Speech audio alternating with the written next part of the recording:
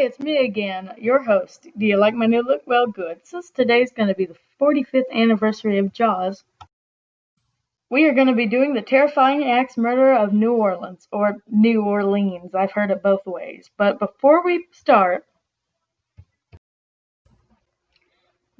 begin this video, will not be as comedic as my other content because, well, I think the title explained everything.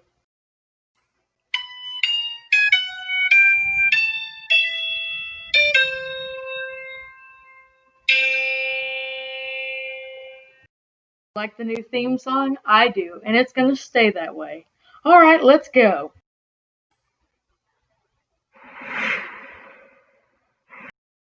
Starting in 1918, over a period of 18 months, the city of New Orleans and surrounding areas were rocked by the serial killer going by the name the Axeman. Dun dun dun!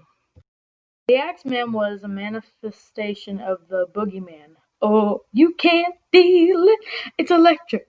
Boogie woogie woogie! Sorry, I couldn't help it. Back to history. The story was he attacked at night, and he was possibly responsible for 12 attacks and 6 deaths. And to make it more scary, he only killed people when they were asleep. Dun dun dun! But one of the weirdest things about this guy is he never used his own tools. He only used what he could find, usually an axe. He would leave it behind at the scene of the crime. Y'all, I find this so funny. What the heck? These people need better locks or anything. It sounds like he just walks in and killed people. Sorry. And who has an axe in their home just everywhere? Axes. Hey, look at my axe. Oh, it's so cool. Jeez. Anyway, back to history. March 23rd, 1918, the first Axeman site occurred, and Catherine and Joseph Maggio were struck by an axe and a razor used on their throats. All that was found was an axe. On June 28, 1918, another attack occurred, and the severe Louis Bessemer and Anna Lowe were discovered by a baker making his morning deliveries. Oh, that poor baker. Louis would actually survive the attack. Anna would survive another 7 weeks before dying.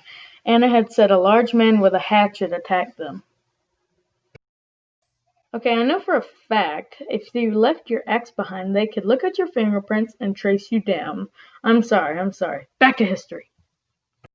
About a month later, on August 5th, 1918, Mrs. Ed Schneider and her husband lived after their attack, but she was still alive, and she was rushed to the hospital, and they would have survived the attack. Oh my goodness. Okay, hang on. Couldn't he just at least make sure they were dead? I mean, any good killer needs to do it. He needs to actually kill someone if he's going to be a killer. Okay, that's lesson 101. Sorry, back to history. In the time Mrs. Ed Schneider was attacked, she was pregnant, and I'm happy to announce that her baby survived the attack. About 5 days later, on August 10th, 1918, 80-year-old Joseph Ramon and, oh look, another Joseph. Remember that name. Remember. Sorry, back to history. And again, another bloody axe was found at the scene of the crime. Okay. First of all, who leaves a weapon at the crime scene? Oh my goodness, what? His head was bashed in. His nieces described him as dark, tall, heavy-set, wearing a hat and a dark suit. Joseph dies 2 days later. Now, on March 10th, 1919, Rose and Charles Cortamilla's family was attacked. Rose woke up to her husband fighting an Axeman, but the fight he would lose. Rose and her daughter Mary were also attacked, and Charles lives, but unfortunately Mary's daughter did not. I think everyone should throw away their axes by now. You'd think, right? 5 days later, they got a letter from the Axeman. Oh, that's nice. Saying so many things. It's just annoying. Anyway, he'd go on to offend the police, but the letter, and he said, I like jazz music, and anyone who does not play jazz music tonight will die. But if they do, I will spare them. Dun dun dun. Great. Now this just got interesting, let me tell you. That's great. I found it amusing because anyone would. I wonder why no one rebelled. Oh yeah, they'd get the axe. Dun dun dun. You like jazz? Well, believe it or not, everyone listened to it. No one rebelled. That's dedication. But the Axeman was just laughing his butt off.